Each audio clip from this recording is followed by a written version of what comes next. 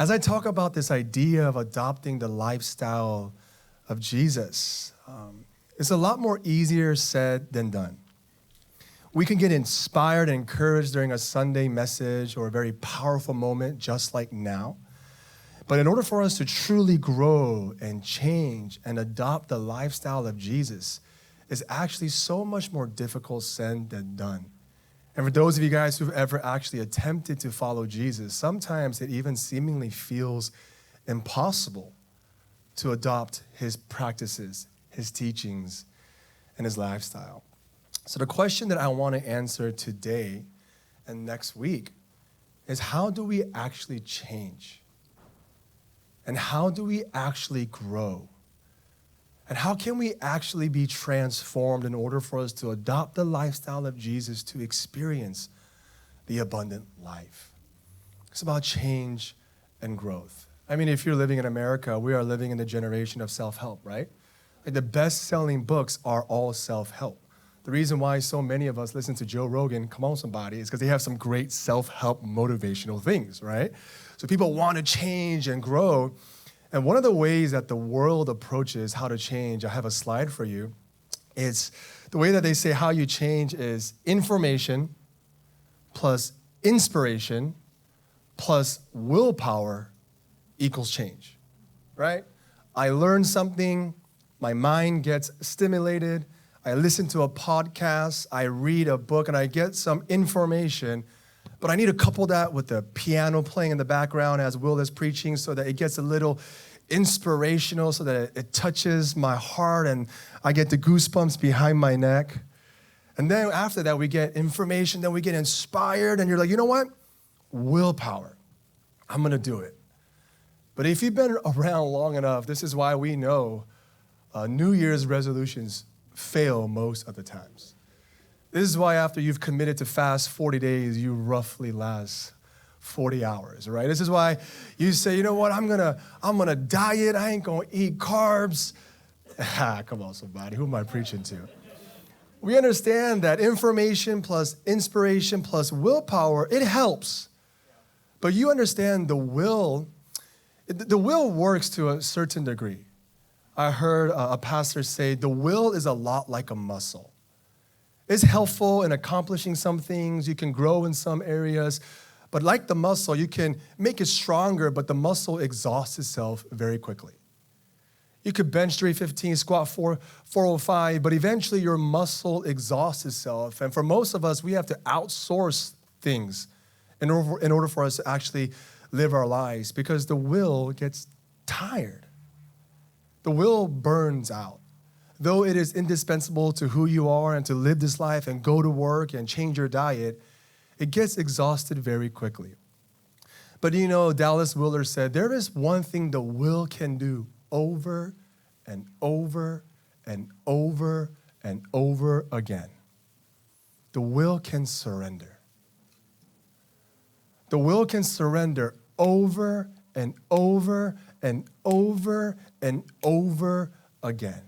In fact, Dallas Willard would go as far as to say the will was made to surrender.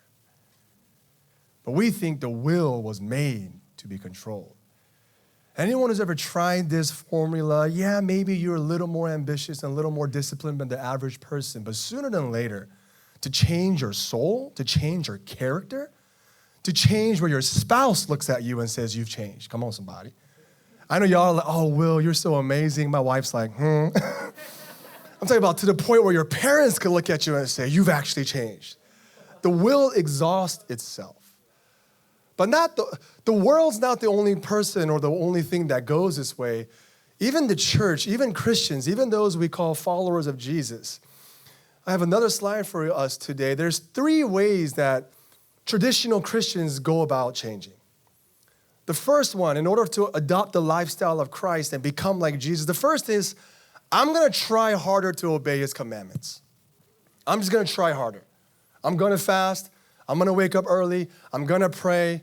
I'm going to set my alarm to go to church this morning. You just try harder, and all of us know this recipe. You try harder, and you get so discouraged. A lot of people then just say, you know what, forget it, and they go into number 2. I'm just going to live in defeat and call it grace. Because I'm just going to try harder. I'm going to follow God. I'm going to fast 40 days. And after you fail over and over again, you go to number 2 is, you know what? Will's been talking about identity and belovedness.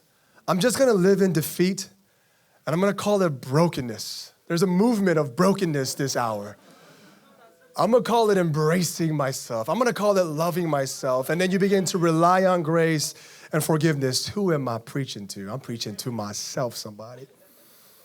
So one of the traditional ways to grow, I'm just going to try harder. I'm just going to give it my all. And then after you're in church long enough, you say, you know what? I'm just going to learn about grace. But let me suggest to you the real way to adopt the lifestyle of Jesus is holistic discipleship. For many of us, when you hear the word discipleship, you think it's a 6-week course. We think it's a 14-week course you took when you were in high school or college, or perhaps a class that you signed up for. Oh, I went through discipleship. I went through the Freedom Manual, shouting down the CR family that's here today. I went through Beloved's Behold teaching. And we think discipleship is a course, but let me tell you something. Discipleship is the totality of the Christian life. Discipleship is not just something that you do, it's the invitation from God for the beginning and the end of your entire life. I must define for us today what I mean by holistic discipleship. Holistic discipleship is the process of being formed into the image of Christ in every area of our lives for the sake of others. Let me just summarize this really briefly, and we're going to actually dive really deep into this next week. Process. Why do I use the word process? Let me tell you something about following Jesus. It takes time to grow. Becoming a disciple of Jesus is both a one-time decision and an everyday decision. Many of us don't understand that following Jesus is much like becoming an athlete or becoming a musician. It takes time. Yeah, there are some of us who are more emotional and are more passionate and more strong-willed, so it seems like you've changed overnight. That's not transformation. That's called emotional highs. That's not called everyday living. That's called summer missions trip. That's not real transformation, because anyone who knows anything about being a follower of Jesus, it takes time to become like Christ. When you look at the disciples in the Gospels, they fell over and over and over again, but Jesus did not hold that against them because, like a good teacher, he knows it takes time. Number 2, holistic discipleship is being formed. Listen to me, fam. We are all being formed by something. We are being formed by our family, our parents, by our teachers, by our friends. That's why we went from skinny jeans to baggy jeans, because we're being formed by Kanye West. Come on, somebody. You are being formed by media. You are being formed by both CNN and Fox. Let me go there. Come on now. We are all being formed into something by our universities, by our culture, but the follower of Jesus must be formed by Christ. Holistic discipleship is being formed by Christ through the scriptures and the Holy Spirit and through life itself. Holistic discipleship is allowing Jesus to form you more than anything else in this world. But what are we being formed into? We are being formed not into evangelicalism, not into Catholicism, not into Beloved Church. We are being formed into the image of Christ. The calling of holistic discipleship is to become like Christ. There's nothing wrong to have mentors. There's nothing wrong to look up to social commentators and athletes and celebrities. There's nothing wrong with looking up to pastors and spiritual leaders.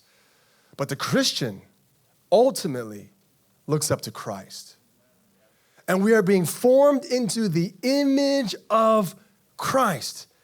And here's what we need to hear: in every area of our lives. Being a disciple of Jesus means the life of Christ permeates every corner of our life. Holistic discipleship impacts how you see your finances. It impacts how you see your sexuality.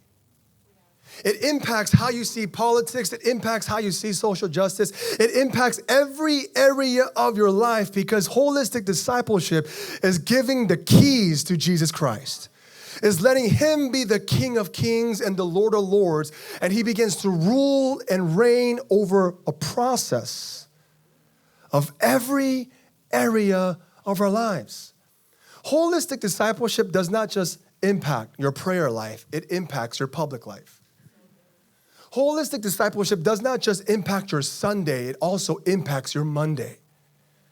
And when we think discipleship is just something you do as a follower of Jesus, and it's not the totality of who you are, we would never fully adopt the lifestyle of Jesus.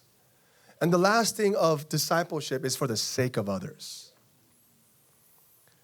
I know in Western Christianity is me, myself, and I, but true discipleship spills onto others. Following Jesus must ultimately manifest in how you love not just your neighbors, but your enemies. It must manifest how you treat the foreigner and those who look different from you and me. That is holistic discipleship. And now I'm going to really lean into this, about this idea of discipleship, even more so today as we embark on this journey of belovedness. And in order for me to unpack this even more, I need to kind of share with you guys about how the Jewish education system worked in the first century when Jesus walked into Israel. What did discipleship look like? What did Jewish school and education look like in order for us to see how that affects us today? There were 3 levels of education in the Jewish education system. The first is called Beth Sefer. And that was called the house of book, the house of the book. This is when both boys and girls went to school, and this was primary school. This is when Jewish boys and girls learned basic math, basic history, and the primary text that they used was the Torah, which was the first 5 books of the Bible. Genesis, Exodus, Leviticus, Numbers, and Deuteronomy. And Jewish boys and girls, they went to school and they learned basic math, basic history, and just the basic things that all of us will learn in kindergarten and primary school. And after this, most kids, by the time they were 11, they stopped furthering their education. Most of the girls would then go and shadow their mothers. And they will learn how to do household chores because at this time, most of the girls got married when they were like 12 and 13. Crazy life, huh? Maybe it's a good life for some of us or the scary life for others of us, right? But most of the girls, by the time they were 12, they were getting ready to get married, so they stopped their education. And most of the boys began to shadow their fathers and apprentice their fathers' occupations. So if their father was a carpenter, the son would go shadow the father. If the father was in farming, he would go shadow his dad in farming. If his dad was in government and politics, he would go shadow his father. And by the time they were 12, most of the kids stopped furthering their education. But the best of the best entered into the second level of education called Beth Talmud. And it was called the house of learning. Vast majority of the children by this time further moved on and no longer were in education, but only men were allowed to further their education. And in different regions, every local synagogue had a school built out to the side. And these boys between the ages of 12 to 14 would now then memorize the entire Old Testament. They will literally memorize Genesis to Malachi word for word. And this is where we get the Pharisees, how they knew the scriptures in the back of their mind. Some of y'all think that's crazy, but I met some strange people nowadays. I don't know what it is about Asian culture, but we popping right now. Come on, somebody. Squid Game's on fire. BTS is on fire. It's about time playing, right? But Asian culture's blowing up. You know, I speak at a lot of youth camps and youth conferences where I'm literally the only Asian. And after I speak, without fail, these past few years, these kids will line up and say, Pastor, do you know BTS? I'm like, what are we talking about here? And they start quoting BTS songs in Korean, and they can't speak any Korean. I'm talking about word for word. They're quoting Korean words and they don't speak any Korean. And I don't know how to feel about this. And I don't know anything about BTS except, actually, I don't want to offend nobody. I'm going to stop right there. I cracked a joke about BTS once, and this girl, she about killed me. She was like, I'm an army. You don't talk about BTS that way. And these girls memorize these songs in a foreign language. So these young boys and men would memorize all the Old Testament.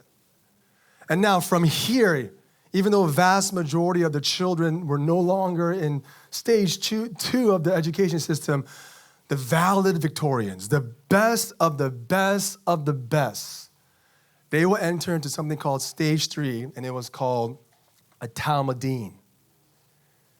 They would get handpicked by a rabbi to become a Talmudin, and a Talmudin is called a disciple. It's called a student or an apprentice or a follower. The way that universities work for us in the West is the way that a Talmudin will work. They will literally leave their parents, they will leave their families, they will leave their cities, and they will follow the rabbi city to city to be with the rabbi, to become like the rabbi, and eventually do what the rabbi did. And why is this important? Because in the first century, Jesus was primarily identified as a rabbi. Most of us, if you're our church, you identify him as the Son of God, the Messiah, the prophesied deliverer. If you're a non-Christian, perhaps, you see him as a great moral teacher or a great political leader. But in the first century, they primarily knew him as a rabbi. And that is why they say, Rabbi, you don't teach as the scribes do, but you teach as one with authority. This is why after Jesus resurrected from the dead, Mary calls him Rabbi, because Jesus used this form of discipleship to make followers of the way, to make holistic disciples who entered into a process of being formed into the image of Christ in every area of their lives for the sake of the world. And what a rabbi would do is a rabbi would see potential students, males, and see if they had the potential to become a rabbi themselves. You know why Jesus was so powerful? He didn't only have males, he had females too. He chose Mary. He chose Martha. He chose the Samaritan woman. Jesus in his time was very progressive. At a time where no women were allowed to further their education after Beth Talmud, he comes in and says, Mary, follow me. In fact, a lot of people don't know this, but when Martha gets angry at Mary because Mary is sitting at the feet of Jesus, a lot of charismatics say, oh, it's because Mary was praising Jesus. No, Martha was mad at Mary because Mary was sitting where only men sat. She was sitting at the feet of the rabbi to be discipled so that one day she herself would make disciples. The Greek word there that says Mary sat at the feet of Jesus is the same Greek word that Paul says, I sat at the feet of Gamaliel. Jesus had disciples, but the most unqualified disciples. So when he chooses fishermen, tax collectors, prostitutes, of course they dropped everything. That'd be like if y'all got called from Stanford or Harvard and your GPA was like mine. Barely a 1.2, you know what I'm saying? You go, I'm it. I got a quote from you from Ray Vander Laan. He's a Jewish historian that studies Jewish education. He says, very few of the most outstanding Beth Talmud students sought permission to study with the famous rabbi, often leaving home to travel with him for a lengthy period of time. These students were called Talmudin, or disciples in Hebrew, which translated disciples. This is much more to a Talmudin than what we call a student. A student wants to know what the teacher knows for the grade, to complete the class or the degree, or even out of respect for the teacher. Hear this quote. The Talmudin wants to be like the teacher. That is to become what the teacher is. That meant that students were passionately devoted to their rabbi and noted everything he did or said. This meant that the rabbi-Talmudin relationship was a very intense and personal system of education. As the rabbi lived and taught, his understanding of the scriptures, his Talmudins listened and watched and imitated to become like him.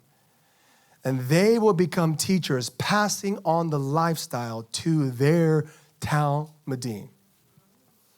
Here were the three primary goals of a Talmudin to a rabbi. It was to be with the rabbi.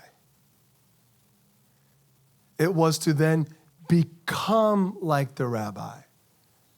And lastly, it was to do what the rabbi did. Can you guys say that? Say be. Say become. And do. That's why the values of our church is to behold the beloved, to become the beloved, and to be the beloved in the world.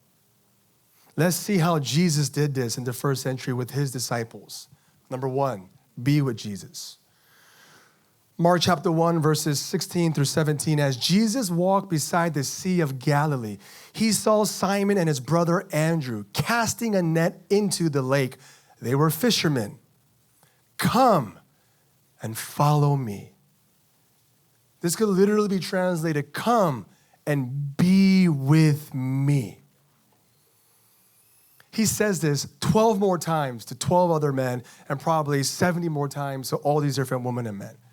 Mark chapter 3, verses 13 through 15. Jesus went up on the mountain and called to him those whom he wanted.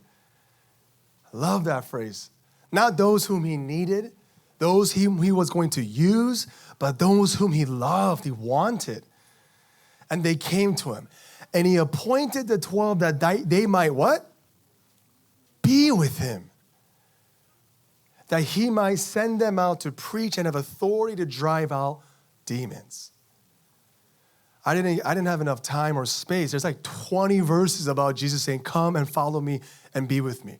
Come and see. Come and be with me. I chose my disciples because I want to be with them. That's the first step of the rabbi. And later, to become like Jesus. Apostle Paul was a Jewish person, and he was a Talmudin of Gamaliel. He was a disciple of Gamaliel. And Apostle Paul picks up this language in 1 Corinthians 11, chapter 1. To become like Jesus is imitate me as I imitate Christ. See, teachers don't look at their students and say, hey, Karis, become like me. Hey, Will, become like me. Teachers don't do that, but in the rabbi and Jewish education, Apostle Paul says, imitate me as I imitate Jesus. He looks at Timothy in 2 Timothy 3 and it says, you have followed my teaching, my conduct, my aim of life, my faith, my patience, my love, my steadfastness, my persecution, my sufferings. He's saying, Timothy, I know you just got stoned, but I got stoned too. Become like me. I know your church is turning on you, but all the churches turned on me too. Become like me. I want to share in the fellowship of his sufferings so that I could become like my rabbi. See, a lot of people got it twisted. They think Christianity is about accepting Christ into their heart. No, it's about accepting Christ into all of your life. To become like him to the point where you act like him, you talk like him, you love like him, you heal like him, you care like him, you serve like him, you do justice like him, you do mercy like him, you love your family like him. Is to become like your rabbi. And once the Talmudin was ready, a disciple would then send them off and say, now you do what I did. This is why in the middle of his ministry, he sends out his disciples in pairs of two. Hey, you see me heal the sick, now you heal the sick. You see me cast out demons, now you cast out demons. He looks at Andrew and says, you see me feed the hungry and the poor, now it's your turn to feed the hungry and the poor.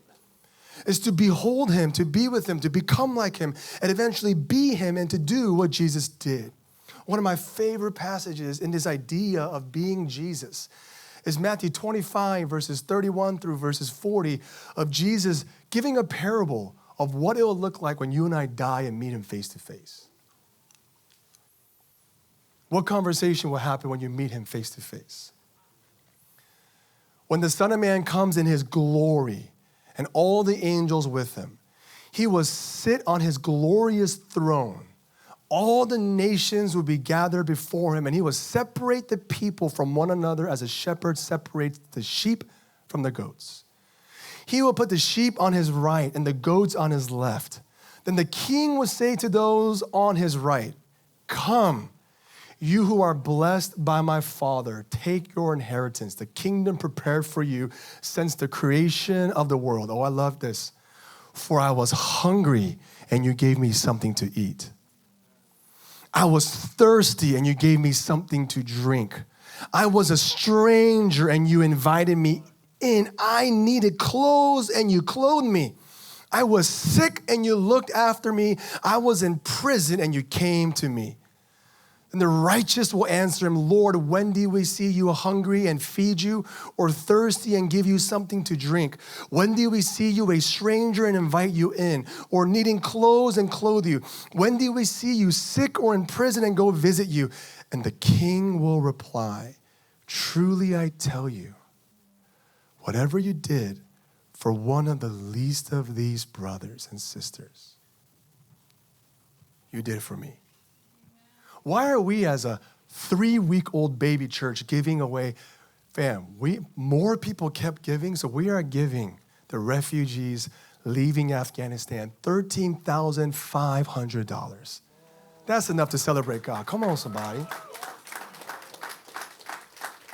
We barely have like 35 committed people here.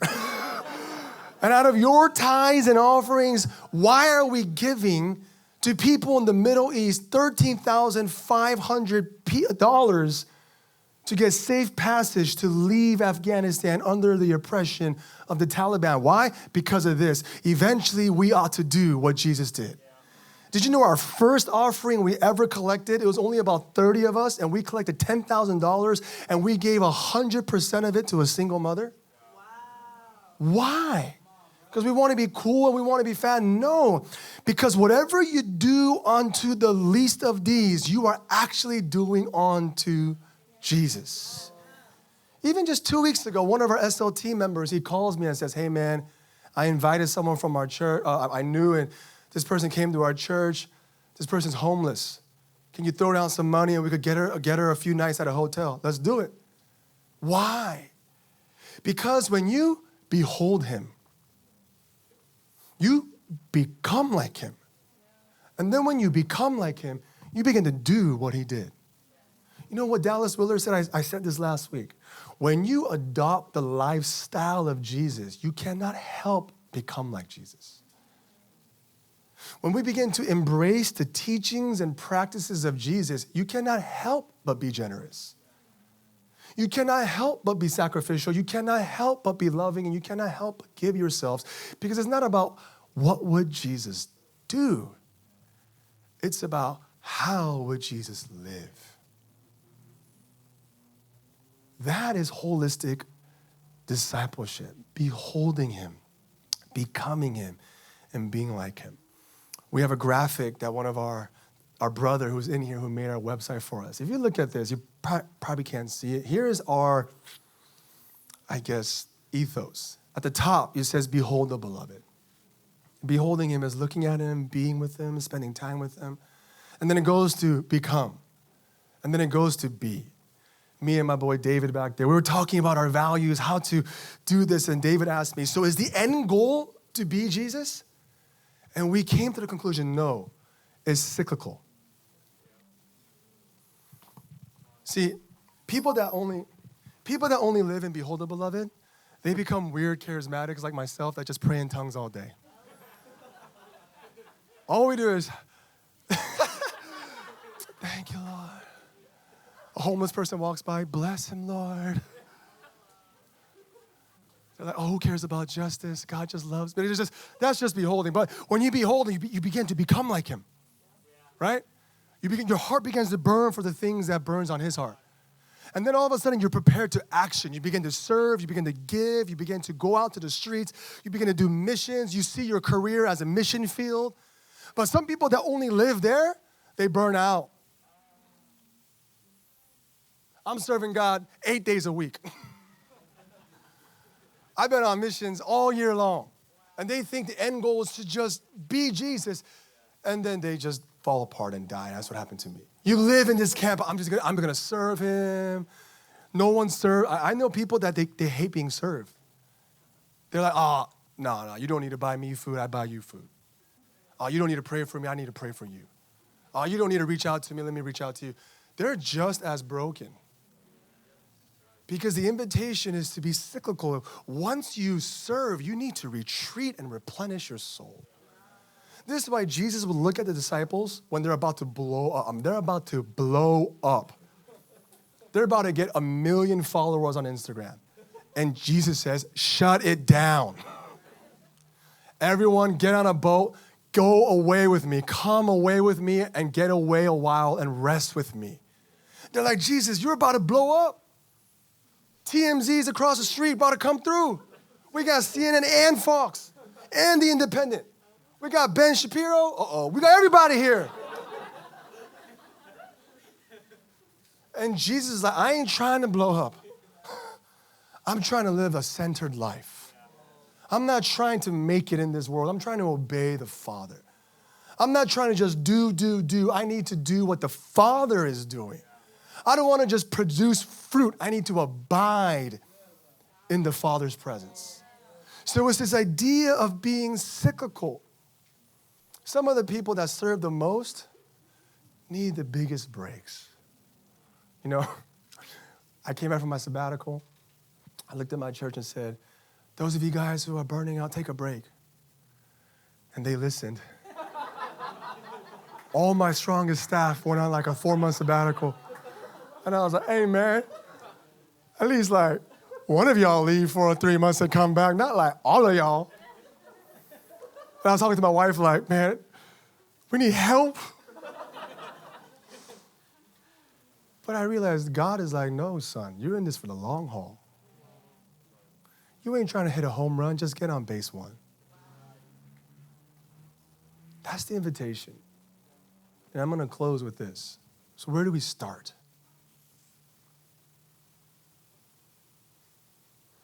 It starts with saying, yes, I will follow you.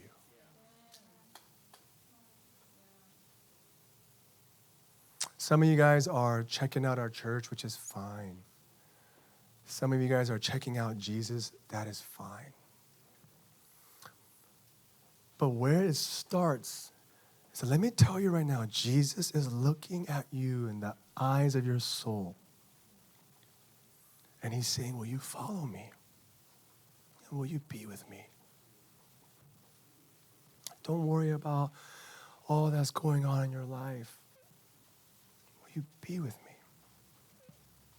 You got to make that first-time decision. There's 2 types of people here.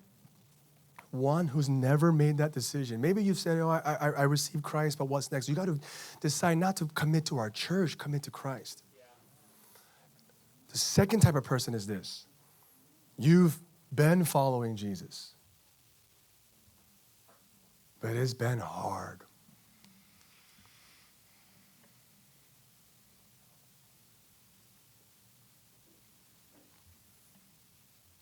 The sexual temptations are just too hard. Too much corruption in church and evangelicalism, and you're just turned off by it. It's too much pain. I get it.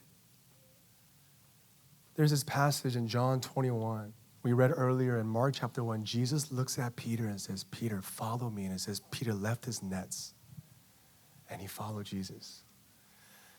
In John 21, Peter denied Jesus 3 times after following him so committedly for 3 years.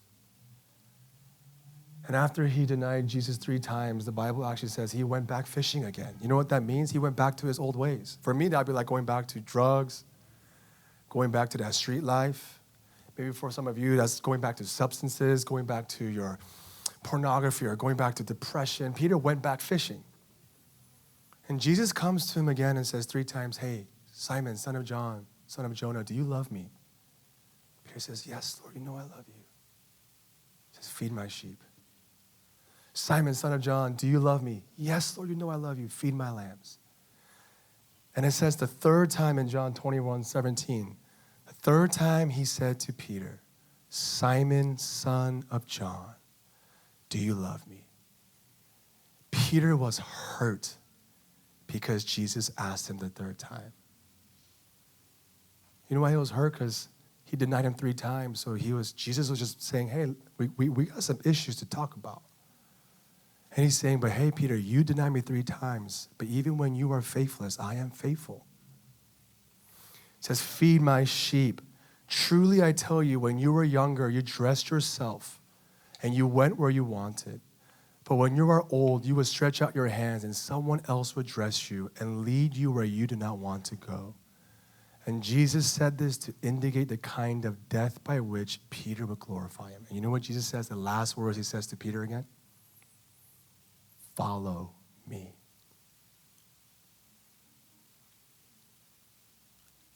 You know why? Because discipleship is a process. Can I just be transparent? You know how many times I want to give up on my faith?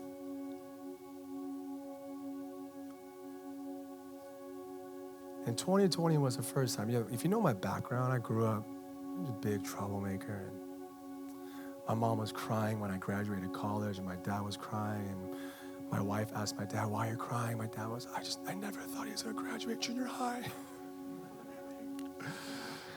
Expulsion hearing after expulsion hearing. But after I got saved, I found all this purpose. And I was like, God, you gave me life. You gave me. 2020 was the first time since becoming a pastor at 18. I was like, God, you tricked me. Excuse my language, but I said, God, why the hell am I a pastor? This is a bad career choice.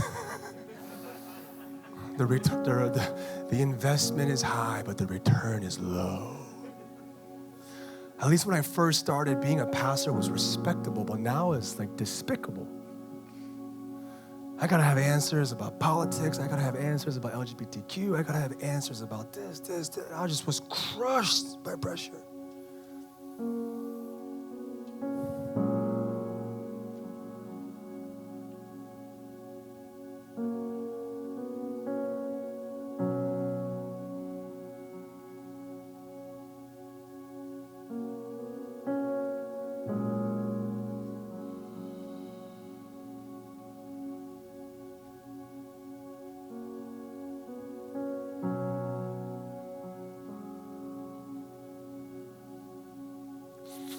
And as everything got stripped again, it's this phrase, son, follow me. When you're a child, clothe yourself.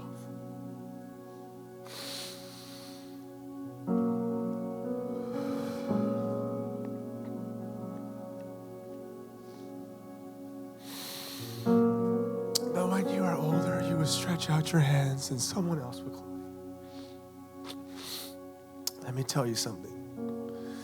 Being a follower of Jesus will cost you everything. But I promise you the reward is so much greater.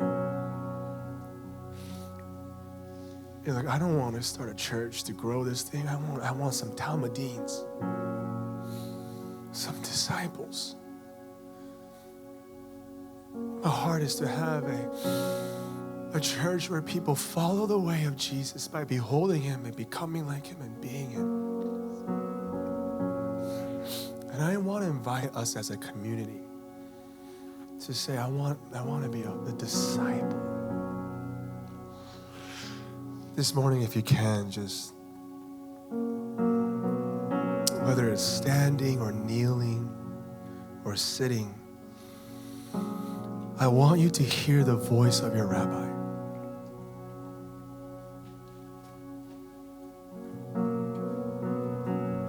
And I want you to hear him saying, son, daughter, follow me.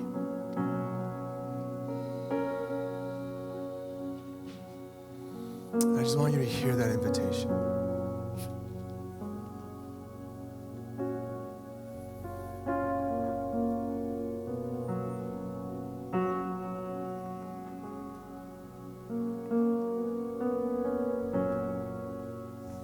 Some of you, it's your first time today, perhaps ever committing your life to discipleship. Others of you, there's a renewed commitment.